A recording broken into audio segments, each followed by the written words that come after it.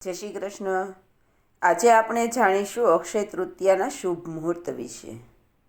મિત્રો, સનાતન ધર્મમાં અક્ષય તૃતીયાનું વિશેષ મહત્વ છે.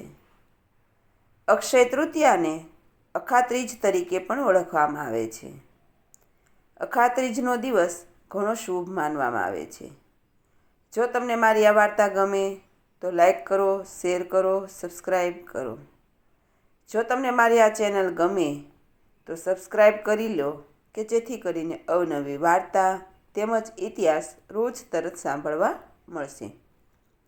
મિત્રો, અક્ષય તૃતીયાનો દિવસ ઘણો શુભ જ માનવામાં આવે છે. આ દિવસે કોઈ પણ કાર્ય કરી શકાય છે. હિન્દુ પંચાંગ અનુસાર વૈશાખ સુદ ત્રીજના દિવસને અક્ષય તૃતીયા તરીકે ઓળખવામાં આવે છે.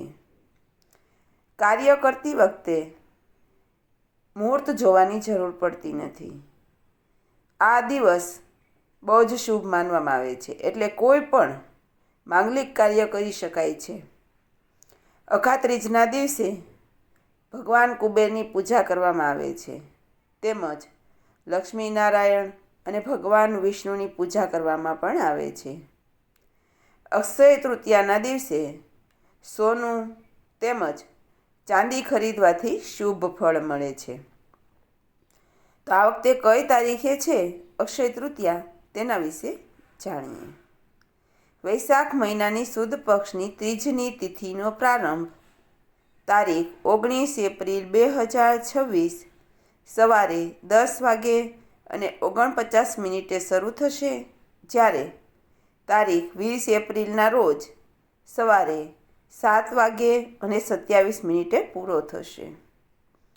અક્ષય તૃતીયાના દિવસે ઘણા શુભ યોગ પણ બની રહ્યા છે, જેવા કે સ્વાતિ, વિશાખા નક્ષત્ર સાથે બ્રહ્મા, ઇન્દ્રયોગ, ગજકેસરી તેમજ માલવ્ય રાજયોગનું નિર્માણ થઈ રહ્યું છે. આ દિવસે પૂજા કરવાથી અનેક ગણું ફળ મળે છે, તેમજ કોઈ પણ ખરીદી માટે શુભ દિવસ માનવામાં આવે છે. આ દિવસે લગ્ન, મુંડન, ગ્રહ પ્રવેશ વગેરે માટે ઉત્તમ દિવસ માનવામાં આવે છે. તેમજ સોનું, ચાંદી, વાહન વગેરે પણ ખરીદી શકાય છે. દેવી લક્ષ્મીની કૃપાથી સુખ સમૃદ્ધિ બની રહે છે. આપણા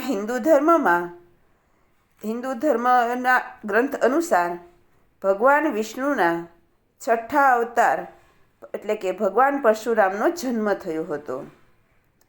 આ દિવસે થયો હતો. આ દિવસે સતયુગ અને ત્રેતાયુગની શરૂઆત થઈ હતી. આ ઉપરાંત નરનારાયણ અને હયગ્રીવનો અવતાર પણ થયો હતો. એવું માનવામાં આવે છે કે વેદવ્યાસ અને ભગવાન શ્રી ગણેશ દ્વારા મહાભારતના ગ્રંથનું લેખન પણ થયું હતું. કહેવાય છે કે મહાભારતના યુદ્ધનો અંત પણ આ દિવસે જ આવ્યો હતો.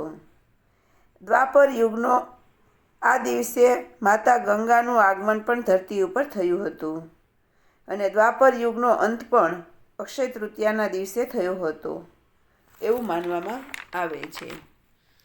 મહાભારતમાં ભગવાન શ્રી કૃષ્ણએ પાંડવોને અક્ષય પાત્ર આપ્યું હતું, જેમાં ક્યારેય અન્નની કમી થતી ન હતી. એટલા માટે જ કંઈ પણ દાન, જપ, તપ અને પૂજા કરીએ તેનું અનેક ગણું ફળ મળે છે. તેમજ જીવનમાં સુખ, સમૃદ્ધિ તેમજ ધન ધાન્ય અને સૌભાગ્ય વધે છે. બોલો ભગવાન વિષ્ણુ તેમજ માતા લક્ષ્મીની જય.